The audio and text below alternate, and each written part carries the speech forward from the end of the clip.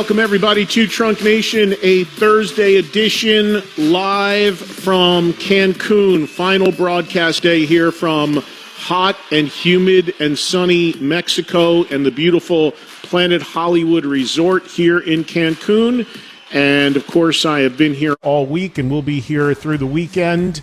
We're right in the middle now of this great event that happens every year that I'm one of the hosts of, which is previously was known as 80s in the Sand, is now just called The Sands. And there is a major story that is broken in the last 24 hours in the world of rock music, and that is Mick Mars retiring from touring.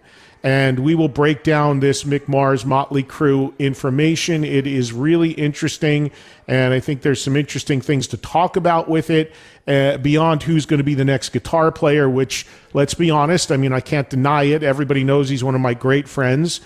But John 5 is the front runner by a mile in the rumor category, and not doing anything to extinguish those rumors by posting a lot of photos with him and the other guys in Motley Crue at various things, dinners, vacations, spending time at Tommy Lee's birthday here in Mexico, actually. So I can't say anything official one way or the other, obviously, until something comes out officially.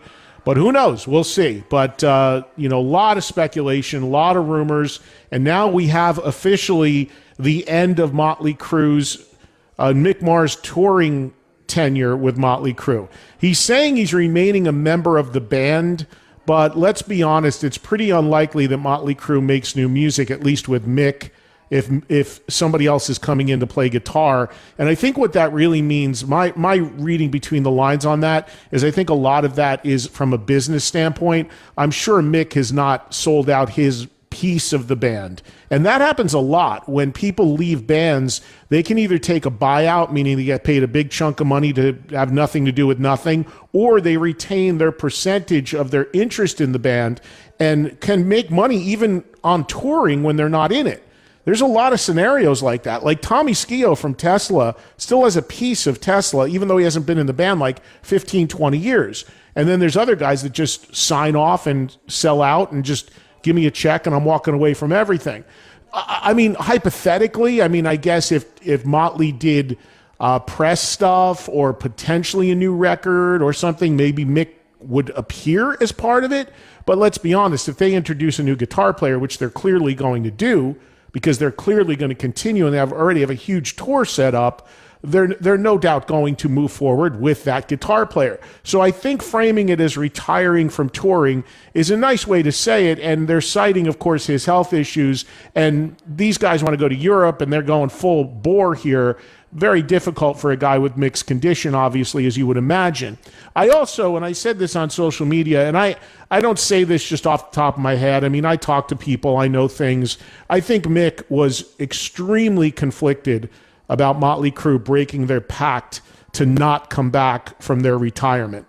He was open about that. He talked about that.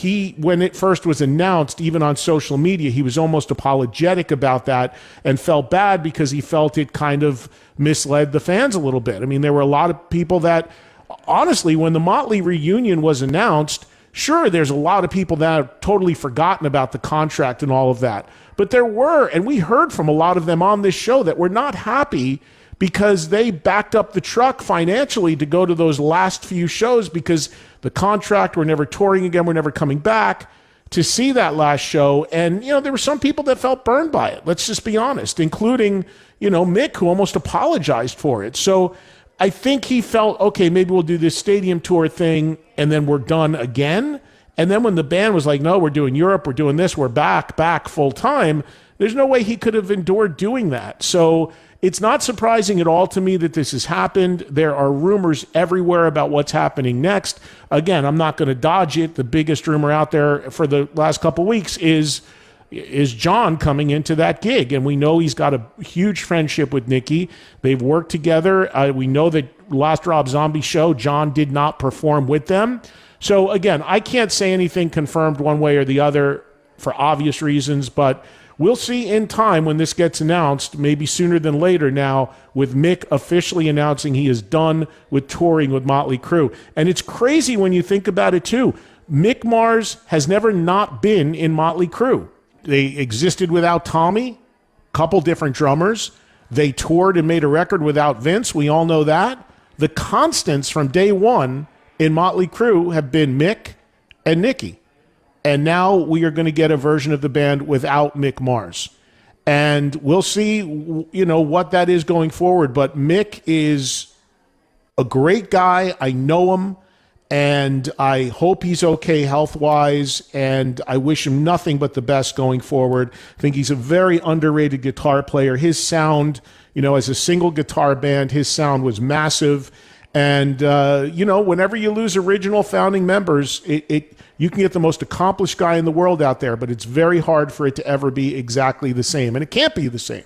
No matter who is being replaced, I don't care if you find a virtuoso, there's a chemistry with original members that are impossible to replace. But we all know it happens constantly, and we all know most fans roll with whatever they are sold or dealt from lineups and who is in and who is out. So this is huge news today. And the last piece of this, and we can talk about this and take calls about this when I get time to do so today, the last part of that whole equation is this. Mick Mars has had a solo record that he's been working on for 10 years or something like that. Now, by every account, that record is done. And there are various people that have come in and out on that record. I believe that a lot of the vocals on the record and some of the production was done by my friend Jacob Bunton, very talented guy you may know from the band Lynam. He once performed with Steven Adler as well.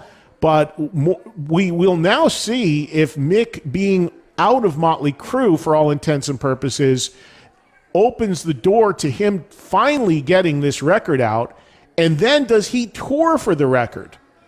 Because if he goes out and tours for his solo record with a solo band, that kind of maybe asks some questions of like, why the hell couldn't you do that with Motley Crue when you're playing huge places and can fly in a private plane or what have you?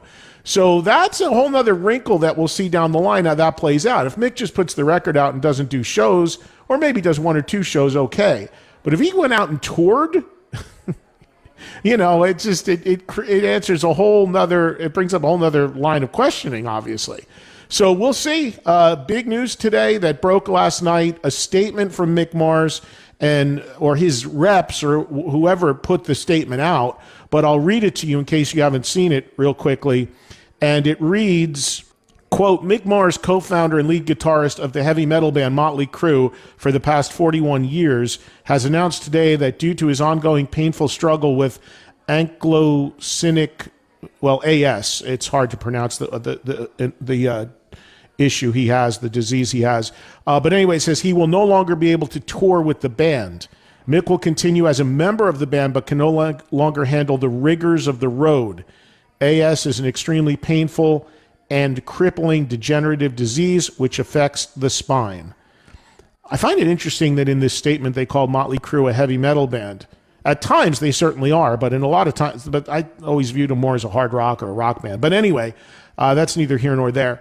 So they're citing obviously the health stuff, and obviously that's very real. But where does Mick go as far as a musician? He's 71 years old. We know he's been working on this record forever. By all accounts, he now has a record deal and a plan for it to come out.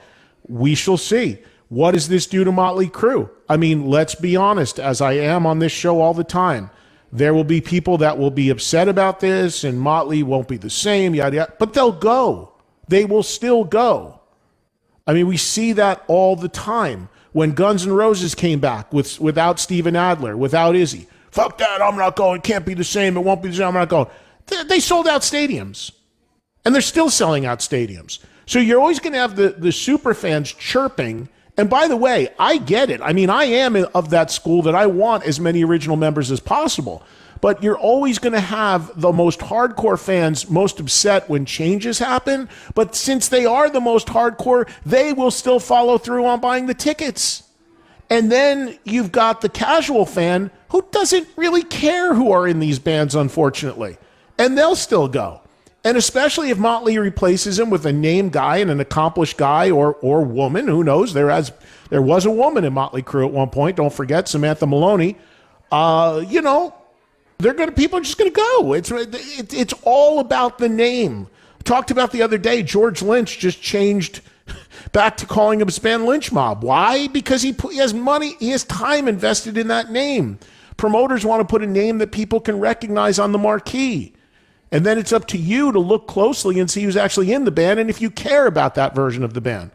But there's no doubt anytime major changes like this happen, people will say stuff and some will be unhappy. But at the end of the day, most people still end up going, unless it's major, unless it's like a major singer change or what have you. So we'll see, but I wish nothing but the best of health and the best of luck to Mick Mars going forward. We are in touch. He is a great guy, and I'll never forget when we had him on that metal show, how great he was for that hour, and I wish him nothing but the best in health, and hopefully we get this solo record from him at some point, and this clears him up to do that a little bit more, and then we'll continue to watch who comes into Motley Crue. We know Motley have a big schedule next year in Europe and are going to be playing in other parts of the world, so they'll be doing it with a different guitar player to be announced officially soon.